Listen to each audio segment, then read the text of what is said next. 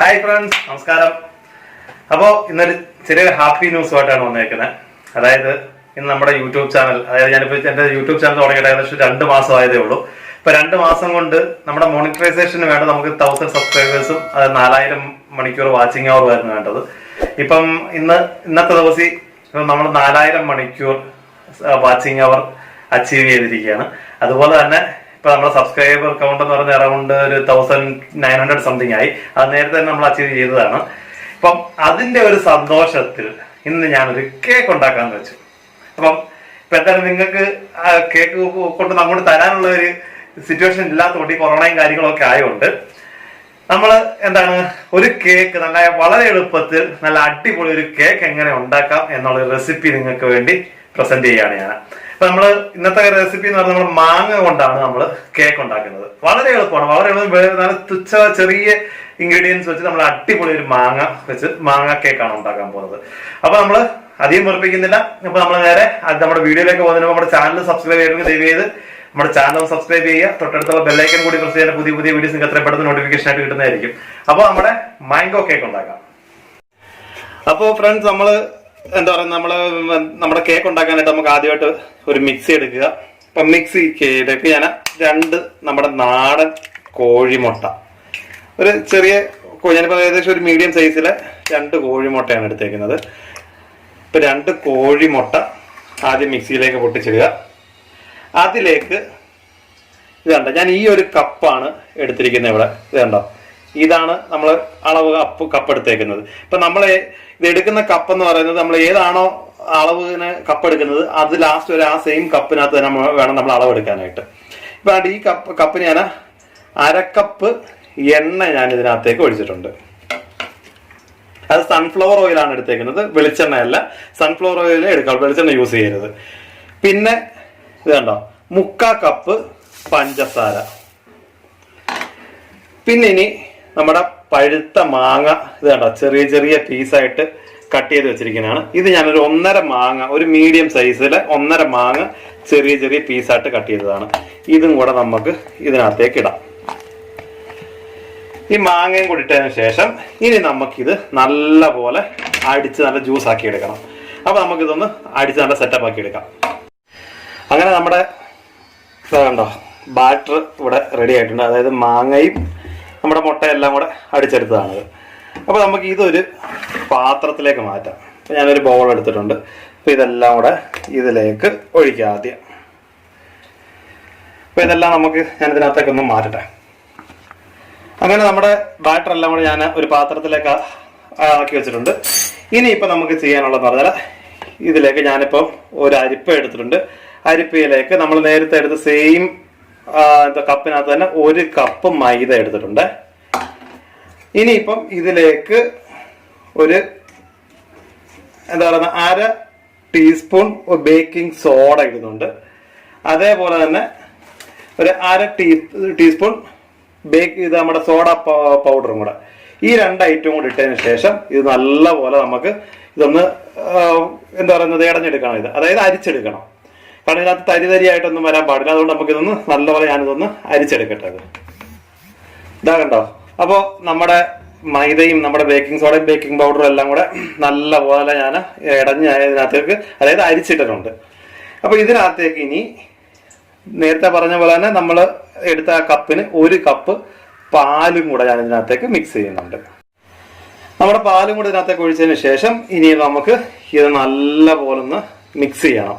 നമ്മുടെ മൈദയും നമ്മുടെ ആദ്യം നമ്മൾ ഉണ്ടാക്കി വെച്ചിരുന്ന ബാറ്ററും എല്ലാം കൂടെ നല്ല അടിപൊളിയായിട്ട് നല്ലപോലെ നമുക്കൊന്ന് മിക്സ് ചെയ്തെടുക്കാം. ഇനി നമുക്ക് അപ്പൊ നമുക്ക് നമ്മുടെ കേക്കിനുള്ള ബാറ്റർ റെഡിയാക്കുകയാണ്. ആദ്യം ഉണ്ടാക്കി വെച്ച ബാറ്ററും നമ്മുടെ മൈദയും ഇതെല്ലാം കൂടെ ഇനി നല്ലപോലെ കട്ട കെട്ടാതെ നല്ലപോലെ നമുക്കിത് കുഴച്ച് അതായത് മിക്സ് ചെയ്തെടുക്കണം. ഇത് മിക്സിക്കകത്തിട്ട് അടിക്കുകയോ ബീറ്റർ വെച്ച് അടിക്കുകയോ എടുക്കുകയൊന്നും ചെയ്യേണ്ടതല്ല. ജസ്റ്റ് ഇതേപോലെ ഒരു തവി വെച്ചിട്ട് നല്ലപോലെ നമുക്കിത് മിക്സ് ചെയ്തെടുത്താൽ മാത്രം മതി. അപ്പൊ ഞാനിതൊന്ന് നല്ലപോലെ ഒന്ന് മിക്സ് ചെയ്തെടുക്കട്ടെ. ഇതാണ്ടോ. അപ്പോൾ നമ്മുടെ ബാറ്റർ ഇവിടെ റെഡി ആയിട്ടുണ്ട്.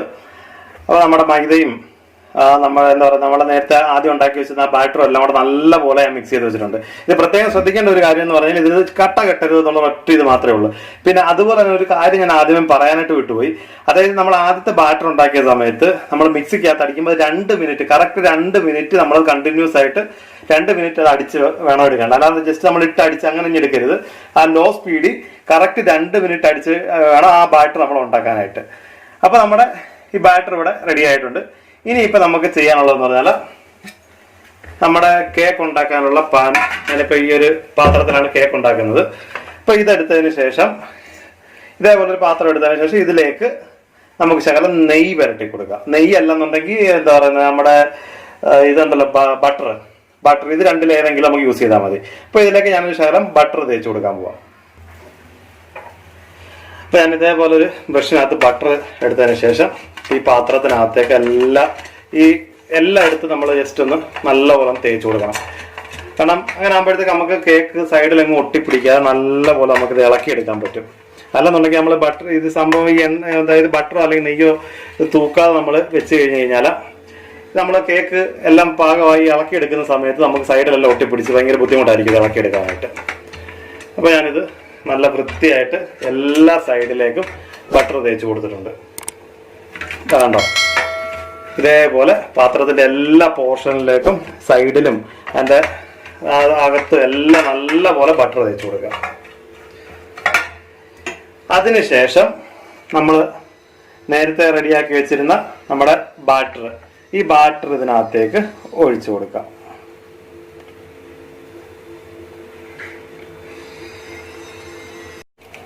അപ്പോൾ നമ്മുടെ ബാറ്റർ ഇതിനകത്ത് കിട്ടിയതിന് ശേഷം ഇനിയിപ്പോൾ നമ്മൾ ഒരു ശകലം ട്യൂട്ടി ഫ്രൂട്ടി ഇതിൻ്റെ മേലിലേക്ക് ശകലം ട്യൂട്ടി ഫ്രൂട്ടിയും കൂടി ഇടുന്നുണ്ട്. ട്യൂട്ടി ഫ്രൂട്ടി ഇട്ടതിന് ശേഷം ഇതാണ്ടോ ക്യാഷ്നട്ട്, ഞാനിപ്പം ഇത് രണ്ടായിട്ട് പിളർന്ന് ഇട്ടേക്കുന്നതാണിത്. ക്യാഷ്നട്ടും കൂടെ ഇടുക. ഇത് ക്യാഷ്നട്ട് കൂടെ ഇട്ടതിന് ശേഷം ഇത് നല്ലപോലെ നമുക്കൊന്ന് ലെവൽ ചെയ്തെടുക്കണം. കാരണം അകത്ത് എന്തെങ്കിലും ബബിൾസോ കാര്യങ്ങളോ ഒക്കെ ഉണ്ടെന്നുണ്ടെങ്കിൽ അതങ്ങ് പോയി കിട്ടും. നമുക്കൊന്ന് നല്ലപോലെ ഒന്ന് ലെവൽ ചെയ്തെടുക്കാം.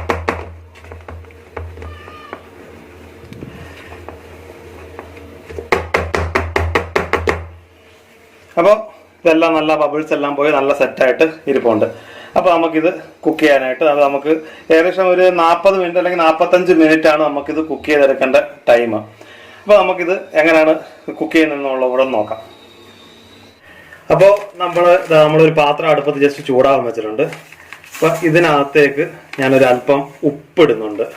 കാരണം പാത്രത്തിൽ നമ്മൾ ഇതിനകത്ത് വെള്ളം ഒഴിക്കുന്നില്ലല്ലോ, അപ്പം അതുകൊണ്ട് ശകലം ഉപ്പിട്ട് ഇത് ജസ്റ്റ് ഒന്ന്, കാരണം അടി കരിയാതെയും അത് പാത്രം ചീത്തയാവാതിരിക്കാൻ നമ്മൾ ഉപ്പിട്ടിട്ടുണ്ട്. അപ്പം അതിനുശേഷം ഞാനിതിൻ്റെ മുകളിലേക്ക് ഒരു ചെറിയൊരു പാത്രവും കൂടെ വെച്ചിട്ടുണ്ട്.